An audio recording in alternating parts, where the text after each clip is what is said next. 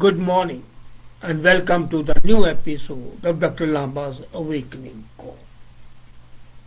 Indian polity is undergoing a fast change and is coming out of that cocoon of non-alignment and is striving to be the world leader, which is justified considering its heritage.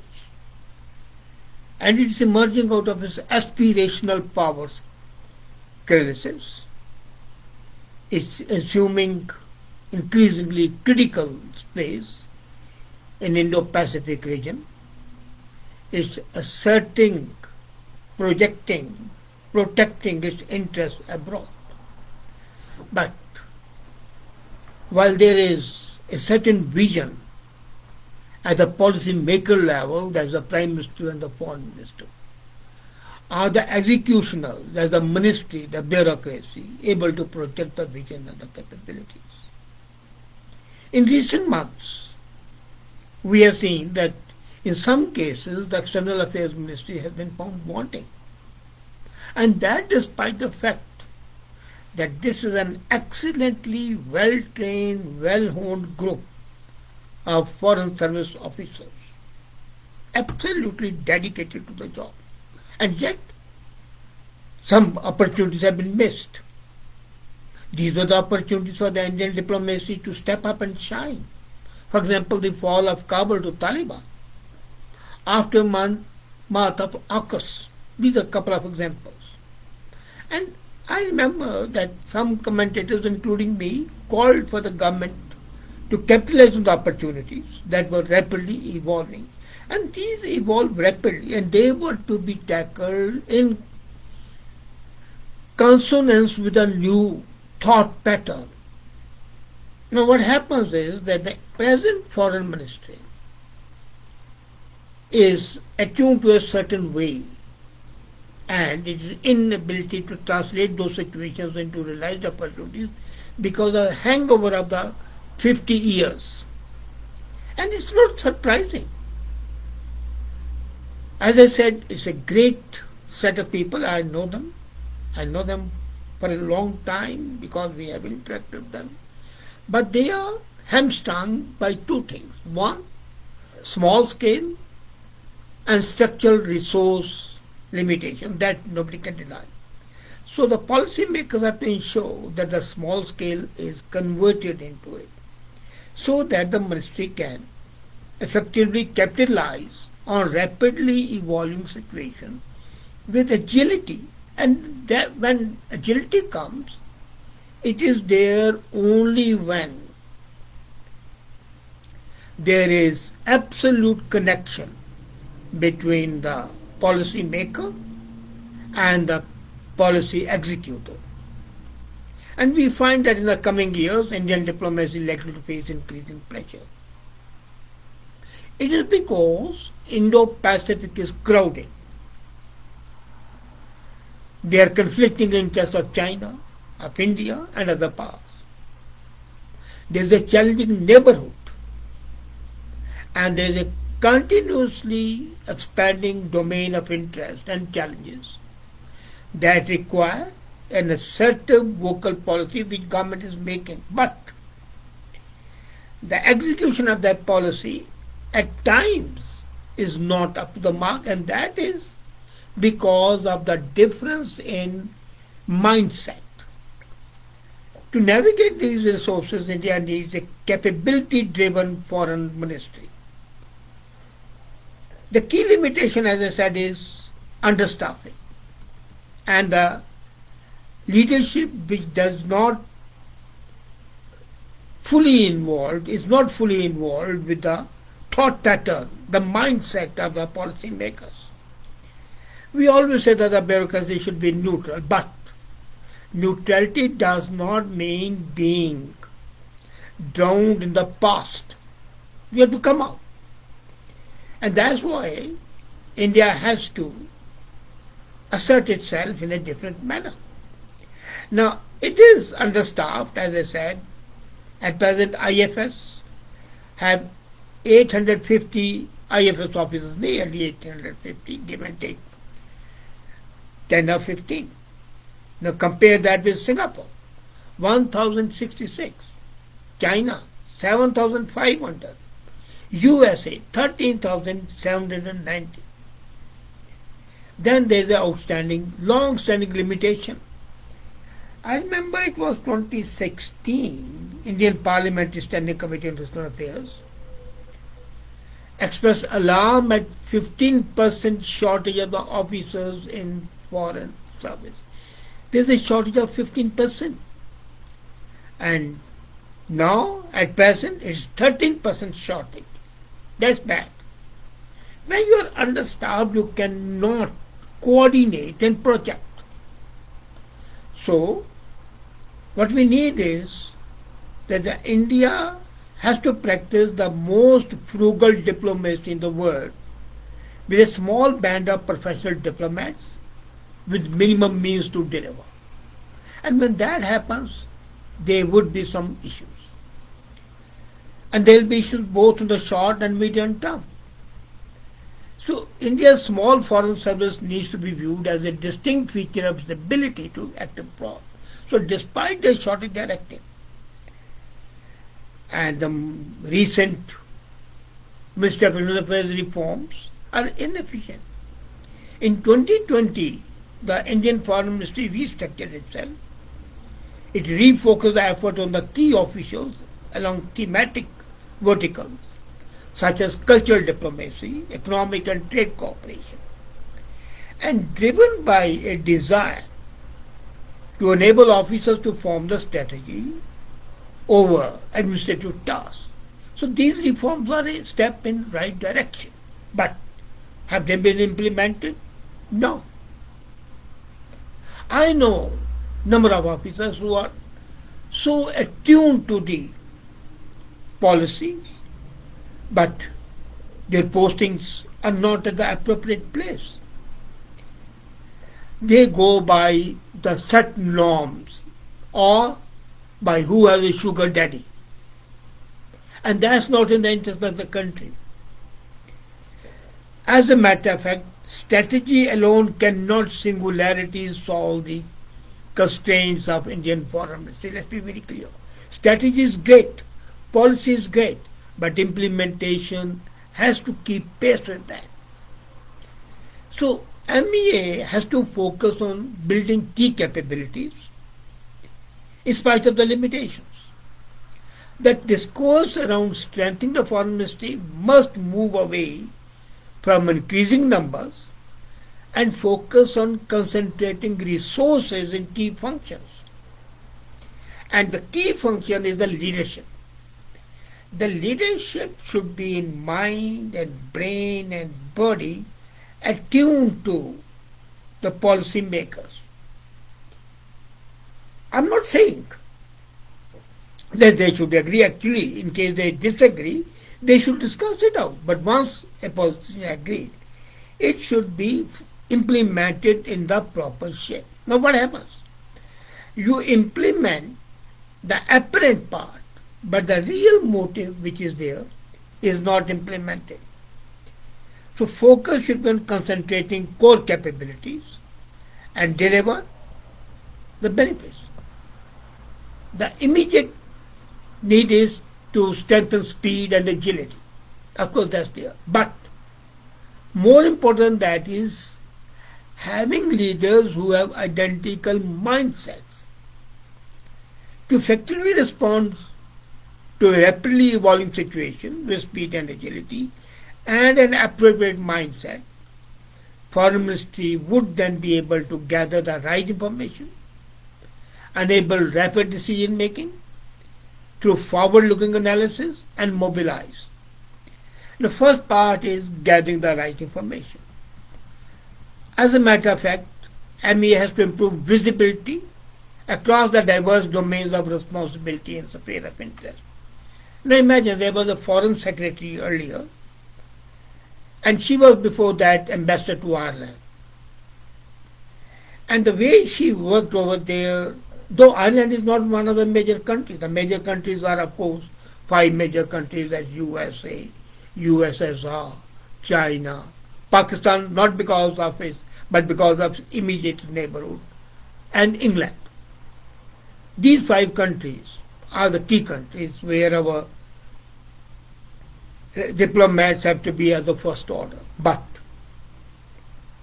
we have got to improve visibility across the diverse domains of responsibility and spheres of interest.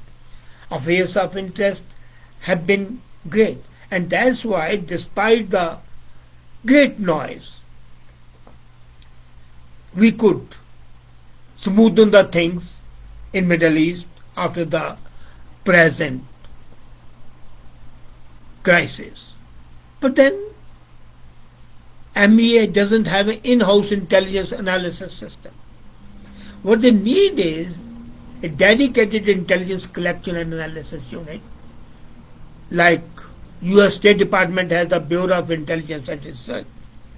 So this could play a key role in integrating and coordinating multiple inputs of information, such as from intelligence agencies and private sector entities. And here, the ambassador and the leader, they have to work hand in glove in offering crucial experience. And this will generate considerable synergy. Instead of cooperation and coordination taking place primarily at the highest level. So a dedicated unit would facilitate coordination across hierarchies. The hierarchies will be broken down. And again, here needs a mindset to do it. Mindset that is attuned to the changed cultural values. Further, the intelligence agencies could identify key trends that otherwise go unnoticed by leveraging regional and thematic expertise. So dedicated intelligence units will help improve the quality as well as the quantity of the information available. There will be enhanced situational awareness and anticipation capabilities. Translating anticipation into improved decision making would require proactive preparation, and that is important. Second is rapid decision making is required. This will help save precious time. This will enable decision makers the ability to make quick decisions. Then expanding the existing analytical capabilities to include forward-looking and anticipatory functions can have considerable benefits. If you recollect, ICCR, Indian Council of Cultural Relations, started in a big way. And then it fell on the days when things will go okay. But then came a Director General. After Man Singh, this was the person, I think it was Akhilesh Mishra, who gave it such a thrust that it became visible on the world screen again. The same has to be there in the secretary level.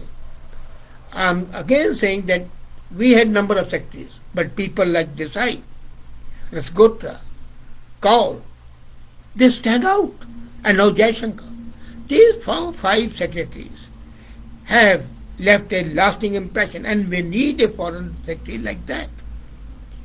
But coming back to the existing analytical capability, I was seeing the Foreign Ministry of Germany. They leverage data and artificial intelligence based prediction models, and that's great. So MEA has to do the same thing and expand the existing policy planning and research division mandate to key forward-looking functions such as strategic foresight, scenario planning, and this would improve the officer's capability. So what we need is analytical capabilities, predictability, optionability, flexibility, preparation in advance. Then mobilize effectively. The ground are to be mobilized to face of bandwidth and capacity constraints as well as potential mental health challenges. So ME has to ensure it has processes in place to minimize the reaction time. And to do this effectively, they have to establish a dedicated, quick reaction sports unit. We don't have that.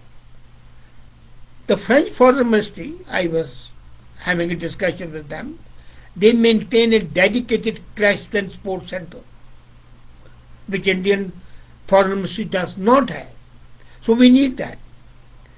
Effective process and mechanism would help allocate resources where most needed and would be critical to the department's ability to manage effectively evolving situations.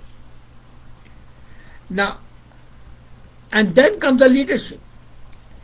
The foreign secretary has to be modernistic in thought, technocrat, having analytical capabilities, having human relationships, able to take decisions, unacceptable decisions, but yet without offending anybody. I remember way back here in Canada, the Consul General refused to issue a visa to Jagmeet Singh, the Khalistani leader. And I was honestly expecting a lot of noise. It was there, some of it. But even the Prime Minister was happy with that decision. And when he was asked to protest to the Indian government that how a political leader has been refused visa, he said, no, this is the internal affair of India. And if they think the person is not suitable enough to get the visa, should not get it. This was the capability of that Consul General. So as India's interests expand, Indian diplomacy has no longer the luxury of choice. And for that they need a leader. And what should be the type of the foreign secretary? Now, he must be imbibing the cultural values. If we want to be the Vishwaguru, the teacher of the globe, then we need a foreign secretary who, with his modern thought, analytical capabilities, excellent people relationship, also has deep immersion in the cultural heritage of India. Until and unless that synthesis of the past and the present and the future takes place, it will just be okay, average, so-so sort of a leadership, and that's not the required thing. Indian diplomacy, as I said, has no longer the luxury of choice. It is going to face increasing challenges to its ability to act abroad when the challenges present themselves. So it's better to be prepared and ready to act. But then who can do it? A person who has ability to act in a manner without offending anybody, get the things done. And such a leader will enthuse the departmental heads, the secretaries, the ambassadors to coordinate its cultural heritage, its ancestry, and its global vision. That synthesis is required in the foreign secretary because water flows from the top to the bottom. If the secretary as a leader has those capabilities, the people whose colleagues would immediately try to adapt and adjust. And that's what's needed. We need these three activities urgently, and the new foreign secretary after the present one retires must be a person who has a cultural heritage, who knows the situation at ground level, who has ability to take action like the Consul General in Toronto did, and then those places which were the harboring or the places of the Khalistani fundamentalism, they welcomed him. That is the beauty. They were annoyed, but they had no hesitation in welcoming him as a person. So that's a sort of a person. we need. As I said, I am not using any names. For the simple reason, I want the government to think on those lines and act in a manner to give a new shape so that the policy that has been formulated at the political level is transmitted to the bureaucracy and executed in a manner which will make the policy stand out and make the country the global leader without offending, and yet, when the offense is required, without defending to be offending. Would the government dare do it? And I'm hopeful they would do it, because such a leadership would change the very course of diplomacy for India and make it what it hopes to be. Thank you.